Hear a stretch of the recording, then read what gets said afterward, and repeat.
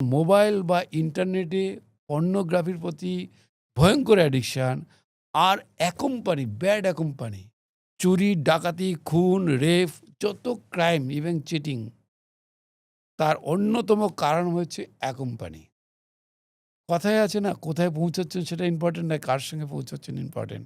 তো মামার বাড়িতে যাওয়ার সময় সে কী করলো, একটি ছেলে প্রপোজ করে, না করে একদিন এসে পথ ঘিরে ধরে, তো তাকে চড়িয়ে থাপ্পড় দিয়ে দেয়। দেওয়ার পরে ও প্রেস্টিজে লেগে গেল। এদের আবার পৌরুষত্ব দেখা দেয়, আত্মসম্মান বোধ নাকি প্রবল। সেই জায়গাটায় দাঁড়িয়ে কোথায় শুধরাবে যে ভাই দ্বিতীয় দিন যেন থাপ্পড়টা না খেতে হয়, সেটা হলো না। হয়তোবা থাপ্পড়টা দেওয়ার উদ্দেশ্যই ওটাই যে অন্তত শুধরে যাক। ভিকটিম ওখানে শিক্ষিকার ভূমিকা পালন করছে, কিন্তু না, দুর্ভাগ্য। ভিকটিমকে র্যাপিস্টরা চিরকাল দুর্বল মনে করে, তার আধার মনে করে।